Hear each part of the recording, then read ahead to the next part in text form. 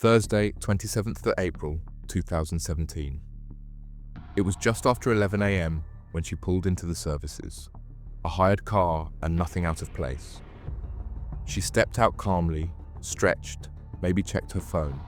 There were no flashing lights or chase, but the move had already been made. Plainclothes officers were already watching. Elsewhere, in a Cheshire town centre, another woman typed a message. Not a name or a question. Just one word typed as active.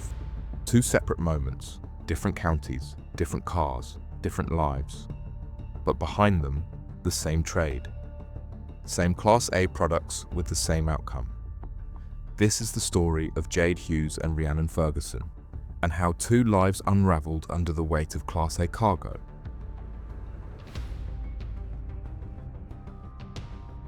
Jade Hughes was 33 years old. She lived in Gatacre Court, Ellesmere Port, a quiet block just outside the centre.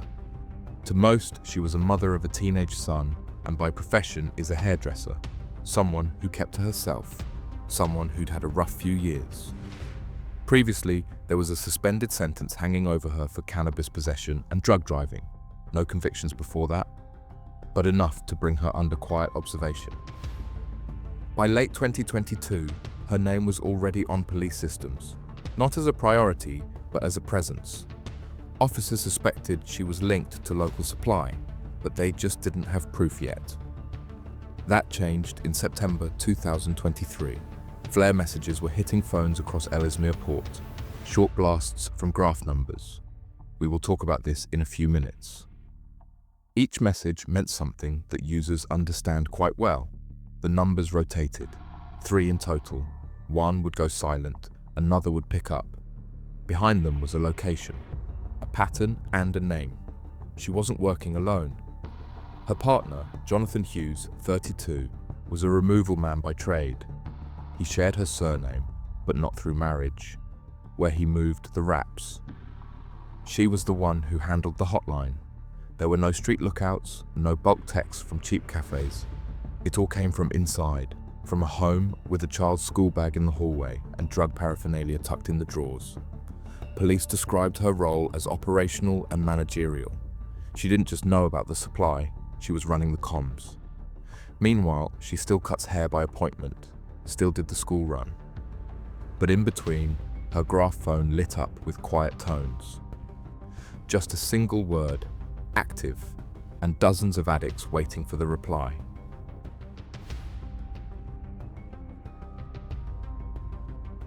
Rhiannon Ferguson was 25 years old, living in Helmshaw, a quiet part of East Lancashire. On social media, she was confident, smiling, dressed up for nights out. Her posts showed cocktails, full makeup, designer handbags. She called herself a normal girl who loved the high life. Her followers saw parties, selfies, filtered smiles. But in February 2017, Lancashire police received an anonymous tip-off.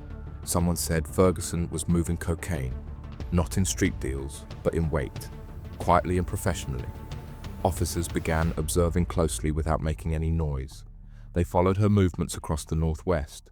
There were patterns: travel into Merseyside, brief stops in Liverpool, then return journeys, alone, often in hire cars. No communication was intercepted, no open deals seen, but something wasn't right. On Thursday, the 27th of April, 2017, officers watched her drive into Walton, a residential area of Liverpool. She parked up, waited. Moments later, a man approached. He passed her a courier-style bag. No exchange of words, no visible payment. She nodded and drove off. The man was identified as Christopher Harrison. He was 41, from Moss Lane, Orrell Park, a name already known to organised crime units. Harrison didn't operate on the street. He supplied those who did. In this case, Ferguson. Police would later describe the handover as clinical and professional, an upper-tier delivery with no attempt at cover. Ferguson left Merseyside, heading north. She didn't rush or wasn't lost. She drove like she'd done it before, but this time, officers followed from a distance.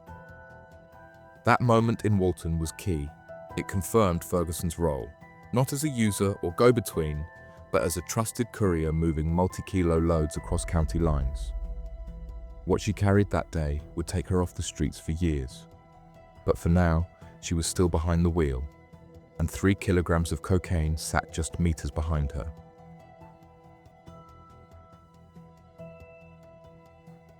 The Hughes network didn't rely on corner drops or runners. Their operation was quieter, built around a phone that almost never rang.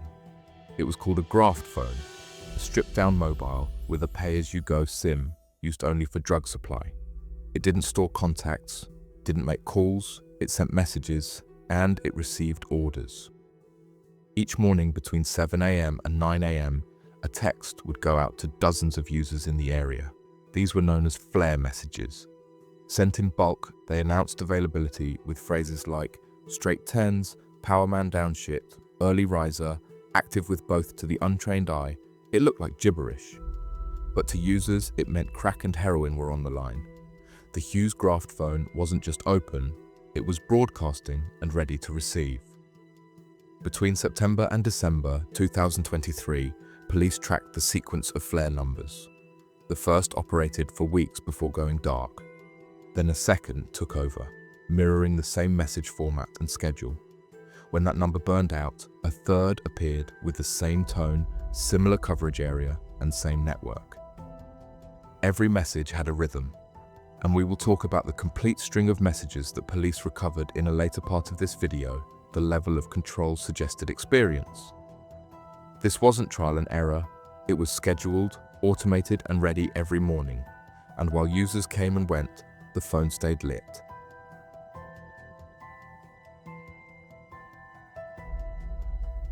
As we've already covered, Rhiannon Ferguson had collected 3 kilos of cocaine from Christopher Harrison on a quiet street in Walton, Liverpool.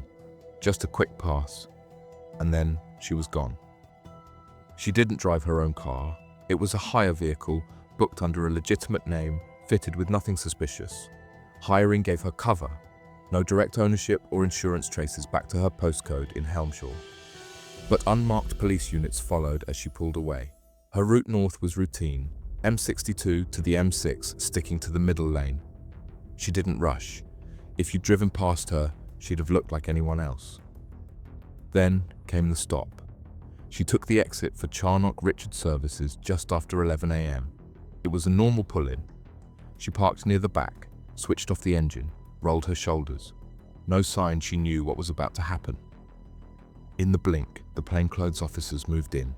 Inside the boot, 3 kilos of tightly packed uncut cocaine was found. Estimated street value of £343,000. There were no smaller bags or loose wraps, just wholesale product, fresh from Liverpool, en route to East Lancashire. Officers found nothing else in the car. No handbag or burner phone, just pure drugs. What we have already discussed proves this wasn't street-level dealing. It was transit. Ferguson wasn't there to distribute. She was trusted to deliver weight, and she'd done it before. But this time, it ended at a service station. She said nothing at the scene, made no attempt to flee. Her role was clear. The drugs were seized, and one of Lancashire's in-transit busts was now complete.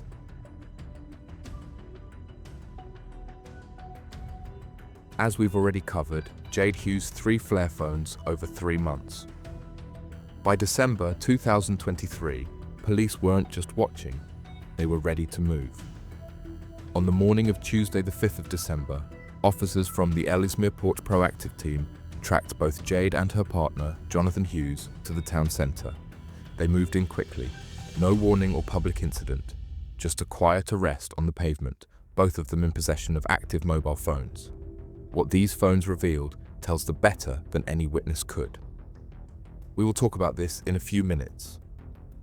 Back at their respective addresses, officers executed search warrants. What they found mirrored the kind of operation we've already described, one built on routine. At Jade's home, they recovered 2 sets of digital weighing scales, torn plastic bags, snap bags ready for resale, a handsome amount of heroin and cocaine stock, disposable glove fingers, an EE SIM card wrapper. Nothing unusual, just the everyday materials used to weigh, bag, and dispatch crack and heroin. At Jonathan's address, police found the same: paraphernalia consistent with distribution, packaging, cutting equipment, and loose remnants of Class A residue. One SIM card package matched a flare number used just days before the arrest. The evidence didn't suggest a stash house or large storage site.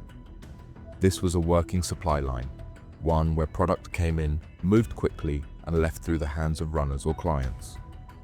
After the arrests and home searches, officers examined the seized handsets. The most significant element was attribution. Jade Hughes had been linked to the phones from the moment of arrest, but here, police proved contact with specific users, text conversations directly involving supply and fulfillment. Jonathan's device followed a different pattern: fewer messages, but stronger ties to logistics, postcodes, delivery times, wrap quantities. He wasn't running the comms, he was running the movements. Forensics sealed it. DNA swabs from the phone casings matched both defendants. Their prints overlapped on screens and covers. There was no distancing from the activity, no claim of third-party use or lost devices. Together, the text evidence built a full triangle: sender, message, and suspect. Each part confirmed the other. And by the time the analysis was presented in court, the Hughes line was silent, but the messages had already done the damage.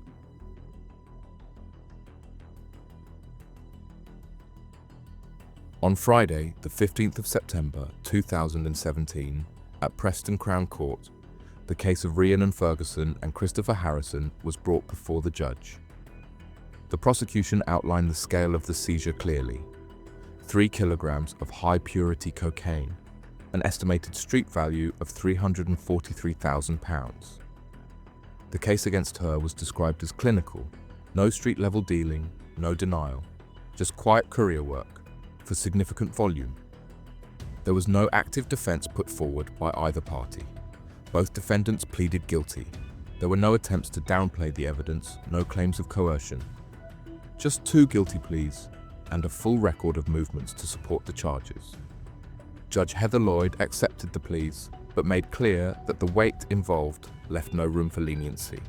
She noted that both individuals were knowingly involved in high-level Class A supply. Ferguson's role may have been transportation, but the trust placed in her and the value of the drugs made the offense serious.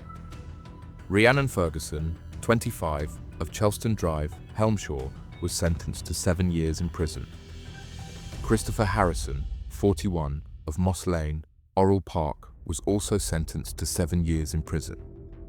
A forfeiture and destruction order was made for the drugs.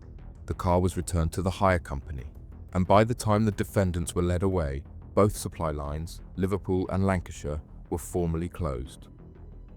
On Thursday, 4th January 2024, Chester Crown Court heard the case against Jade Hughes and Jonathan Hughes.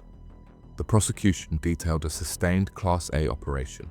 Prosecution presented the complete timeline of over 3 months of evidence and surveillance for the crack cocaine and heroin. The digital evidence told the rest. Neither defendant gave evidence in court. There was no alternate explanation, no denial of ownership, no third-party blame.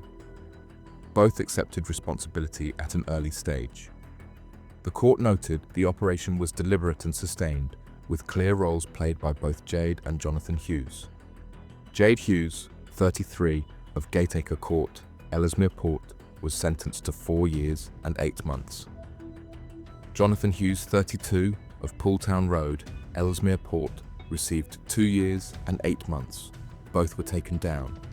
And like Ferguson and Harrison before them, their line had gone quiet for good.